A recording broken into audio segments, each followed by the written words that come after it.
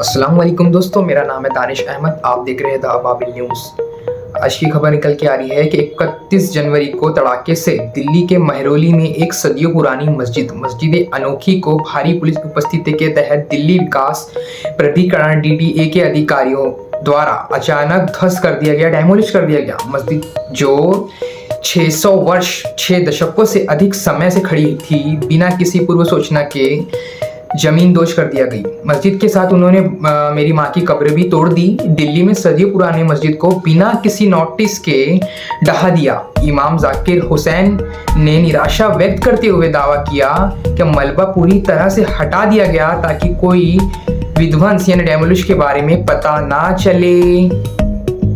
ये हो रहा है आज की सरकारों में हिंदुस्तान का हाल। मस्जिद के साथ उन्होंने मेरी माँ की कब्र भी तोड़ दी। दिल्ली में सदियों पुरानी मस्जिद को बिना किसी नोटिस के दिन ढहा दिया गया। जनवरी की एक सर्द सुबह में मस्जिद अखोंदजी में दिन की पहली नमाज के लिए इमाम जाकिर हुसैन की तैयारियां अचानक बाधित हो गई। मस्जिद को 6 शताब्दियों से अधिक समय से खड़ी है, जिसमें एक मदरसा और एक कब्रिस्तान है। समय बीतने का एक ऐतिहासिक प्रमाण है। हालांकि इस ऐतिहासिक स्थल की शांति तब भंग हो गई जब दिल्ली विकास प्राधिकरण DDA ने भारी पुलिस उपस्थिति के साथ इसे अप्रत्याशित रूप से और मनमाने ढंग से ध्वस्त कर दिया। इस अप्रत्याशित कृत्य ने मस्जिद और उसके समुदाय के जीवन में उन लोगों के एक जिंदगी में भूकंपीय बदलाव को चिन्हित किया। नवासियों मदरसे में के रहने वाले छात्रों ने खुद को मलबे के में बीच पाया और अपने पवित्र स्थान में अचानक व्यवधान देखा। इमाम जाकिर हुसैन ने निराशा व्यक्त करते हुए दावा किया कि मलबा पूरी तरह से हटा दिया गया ताकि लोगों को विध्वंस के बारे में पता न चले। उन्होंने कहा कि DDA का विध्वंस अभियान गोपनीयता छुपके से चलाया गया, जिसमें अधिकारी सुबह 5:30 बजे के बीच 3 बुलडोजर और भारी पुलिस का लश्कर से लैस होकर मस्जिद में पहुंचे।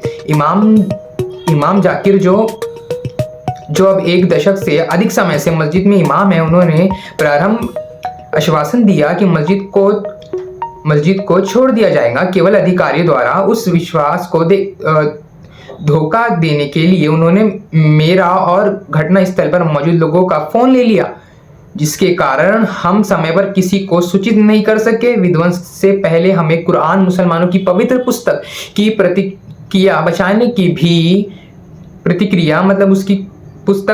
की भी अनुमति नहीं दी गई थी। उन्होंने कहा कि हरियाणा के रोहतक में समीर तबरेज खान खबर सुनकर अपनी बहन के घर से 53 मील दूर महरौली पहुंचे। उनके लिए हृदय विध्वंस के आगे तक फैला हुआ था। ये उनकी मां की कब्र का अपमान था, जिसने अनादर की एक परच जोड़ दी।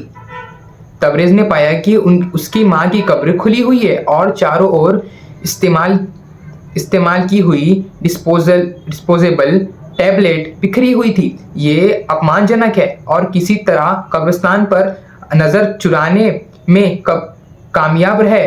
वो पुलिस हमें अन्यथा अनुमति नहीं दे रहे थे। उन्होंने कहा, तबरेज इस हृदय अनुभावक का एकमात्र वाहक नहीं था। भीड़ के कुछ कदम दूर खड़े एक व्यक्ति ने अपनी बहन को सांत्वना देते हुए बताया कि उसने अपने पिता की कब्र के पास एक छेद था। उन्होंने कहा कि कब्रें छेदों से घिरी हुई है, जिसकी मृतकों के शरीर और कफन का पता चलता है। समुदाय के सामूहिक रूप से ऐसे कार्यों की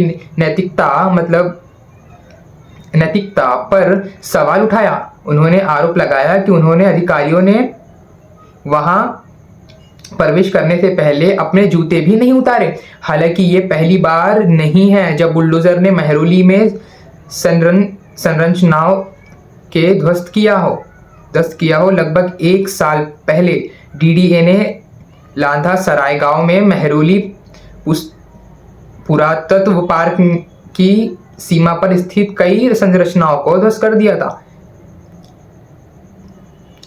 एक याचिका के जवाब में डीडीए द्वारा दिल्ली उच्च न्यायालय को आश्वासन दिए जाने के कुछ महीने बाद ही मस्जिद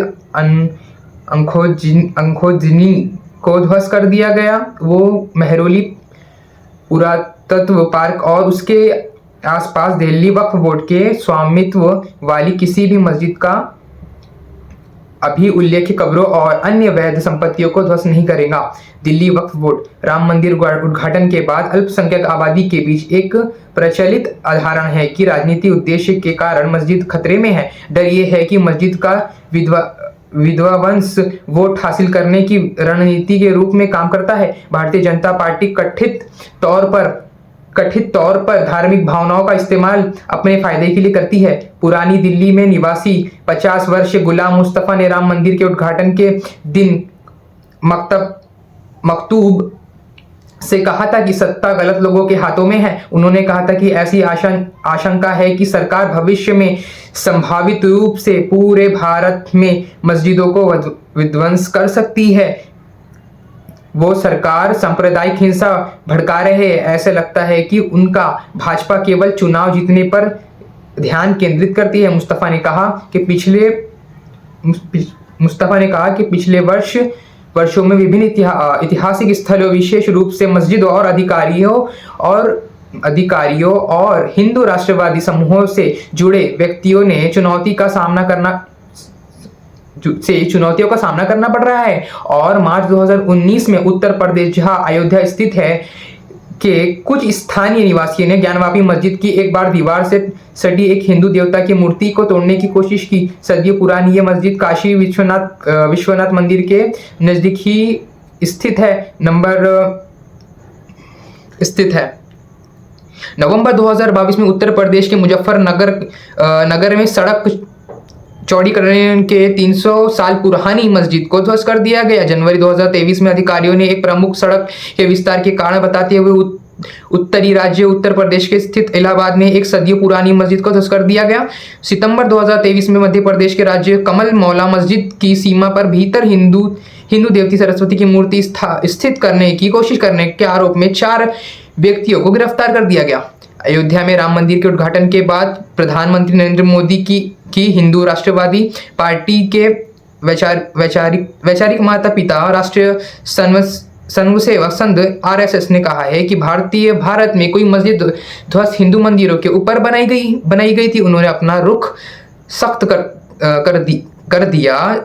दशकों पुराना सांप्रदायिक विवाद मस्जिद अंखोजनी की घटना दिल्ली में धार्मिक संरचनाओं को निशाना बनाने वाले अधिकारियों में एक बड़े पैटर्न के अनुरूप है। दिसंबर 2023 में नई दिल्ली नगरपालिका परिषद NDSC ने यातायात आंदोलन को सुविधाजनक बनाने के लिए सुनहरी बाग रोड चौराहे पर सुनहरी मस्जिद को हटाने के लिए एक नोटिस जारी किया। मस्जिद के पास रहने वाले मुजम्मिल सलमानी ने कहा कि विध्वंस की घटना राजनीति थी। उन्होंने पिछले 5 वर्षों में धार्मिक नफरत में वृद्धि का आरोप लगाते हुए RSS और भाजपा पर उंगली उठाई। यहाँ जब कुछ राजनीति है, यहाँ तक कि विध्वंस भी। DDA अधिकारियों ने मुझे बताया कि वो केवल आदेश का पालन कर रहे हैं। उन्होंने कहा कि उनके हाथ में कुछ भी नहीं है। सलमानी ने नोटिस की कमी मस्जिद तक पहुंच से इनकार किया और ऐतिहासिक संरचनाओं पर अचानक अवैधता थोपे जाने पर निशाने व्यक्त करते हुए न्याय की मांग की। उन्होंने कहा कि मस्जिद ढहाने से पहले नोटिस पाना और देखना हमारा अधिकार है। अगर इतने समय तक वो जगह अवैध थी तो जब वहाँ मस्जिद के परिसर में अधिक से अधिक संरचनाएं बनाई जा रही थी तब अधिकारी कहाँ थे? जबकि अधिकारियों ने क्षेत्रों को बंद कर दिया है ताकि निवासी विध्वंस स्थल का दौरा ना कर सके। तबरेज की अपनी माँ की कब्र से कुछ मुट्ठी मट्टी इकट्ठा की और अच्छा धरी रह गई। उन्होंने कहा कि अभी भी अपनी माँ की निधन से उबर नहीं पाया। नहीं उबर पाया, अब मस्जिद के साथ उन्होंने अब उसकी माँ की कब्र के भी विध्वंस कर दी। अब मुझे शांति कैसे मिलेगी? आप बताइएगा, अब इन्हें शांति कैसे मिलेगी जब इनकी माँ की ताज़ी ताज़ी कब्र को भी बुलडोजर से तोड़कर ध्वस्त कर दिया गया, और मस्जिद, मदरसा और कब्रिस्तान को ध्वस्त कर दिया गया। तो ये कहाँ का इंसाफ है? ना कोई नोटिस है, ना कोई कुछ बताया गया। रात के अंधेरे में आप आके चुप के थे 3 बुलडोजर लेके, भारी तैनाती पुलिस कर्मियों के आप आते हो और उनको इंफॉर्मेशन देते हो, उनको बाहर निकालते हो और उनको बाहर निकाल देते हो, जो कि इलीगल है। तुम उनको ना नोटिस देते हो, ना कुछ देते हो, उनको इन्फॉर्मेशन नहीं देते हो, और उनकी जो कम्युनिकेशन करने की चीज़ है, जो उनकी अधिकार चीज़ है, तुम उनसे वो भी छीन लेते हो। ना किसी को कम्युनिकेट करने आप देते हो, ना किसी बताने देते हो, ना कोई इन्फॉर्मेशन आप देते हो, और सीधा जाके आप मस्जिद को रात अपने गुंडागर्दी करके, पुलिसकर्मी अपनी गुंडागर्दी करके वो मस्जिद को तोड़ देते हैं। तो ये आज का हिंदुस्तान है, ये हाल चल रहा है बीजेपी के राज में, इन संघियों के राज में, इन आरएसएस के राज में। आप अपनी प्रतिक्रिया, आप अपनी बात कमेंट सेक्शन में रख सकते हैं। खुदा हाफिज़।